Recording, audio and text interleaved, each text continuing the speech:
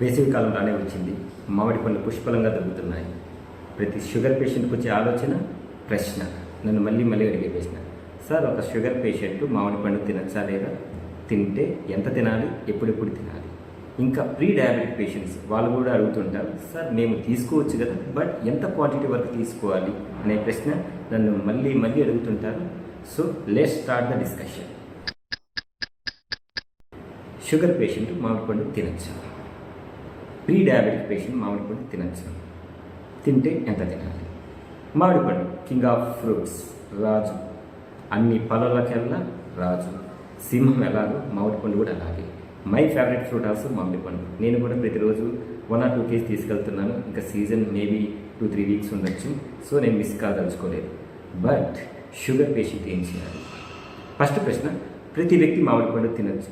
అతనికి షుగర్ ఉన్నా షుగర్ లేకపోయినా మామిడి పండు ఖచ్చితంగా తినచ్చు, నో ఇష్యూ ఎట్ ఆల్.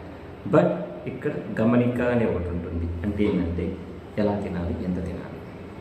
మామిడి పండు అనేది low to medium glycemic index food. Less than 54 glycemic index ఉంటుంది. గ్లైసెమిక్ లోడ్ లెస్ దాన్ 10 ఉంటుంది. అండ్ దీంట్లో ఏముంటాయి? కార్బోహైడ్రేట్ ఉంటుంది, ఫ్రక్టోజ్ ఉంటుంది, దాంతోపాటు fibre quantity, anti oxidant. So దీనివల్ల ఒక వ్యక్తి మామిడి పండు తింటే షుగర్ ఇమ్మీడియట్గా పెరగదు. ఎందుకంటే దాంట్లో ఉన్న ఫైబర్ కానీ దాంట్లో ఉన్న యాంటీ ఆక్సిడెంట్ కానీ షుగర్ లెవెల్స్ కంట్రోల్ చేస్తాయి. అలాగే లో గ్లైసెమిక్ ఇండెక్స్ అనుకున్నాం కాబట్టి అది కూడా పెంచకుండా చూస్తుంది. కాకుండా ఏంటంటే మనం ఒక పండుతో ఆగము, 2-3 పండ్లు తింటూ ఉంటాం. అదే మెయిన్ ప్రాబ్లం. అది కూడా మనం మీల్స్తో కలిపి తింటుంటాం. అది చాలా పెద్ద ప్రాబ్లం. నేనేం చెప్తానంటే 2 మాటలు చెప్పాలంటే, తినచ్చా లేదా? 100% తినచ్చు. షుగర్ పేషెంట్ తినచ్చా లేదా? 100% తినచ్చు. ఎన్ని తినాలి? ఒక ఫ్రూట్ మాత్రమే తినాలి, 2-3 ఫ్రూట్ వద్దు. ఒకవేళ తీసుకోగలిగితే 2 pieces 3 pieces తీసుకోగలిగితే చాలా బెస్ట్. ఎప్పుడు తినాలి? ఎప్పుడు తినాలంటే మనం తినే మీల్స్కి యాడ్ చేయొద్దు. అంటే ఉదయం breakfast, lunch, dinner. So meals కలపకుండా తినండి.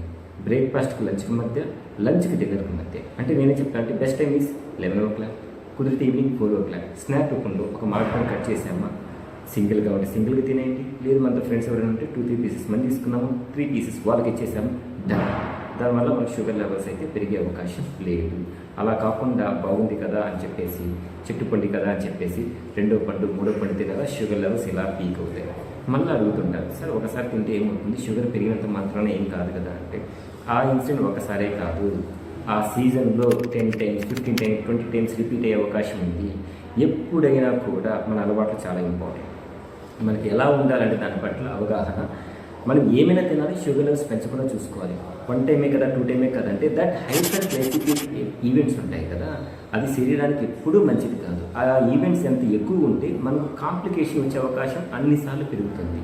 అందుకే నేనేం చెప్తానంటే ఇష్టాన్ని చంపుకోవద్దు, తినండి, కానీ షుగర్ లెవెల్స్ అనేవి కంట్రోల్ పెట్టే అవకాశం ఉంటే కంట్రోల్ పెట్టుకోండి.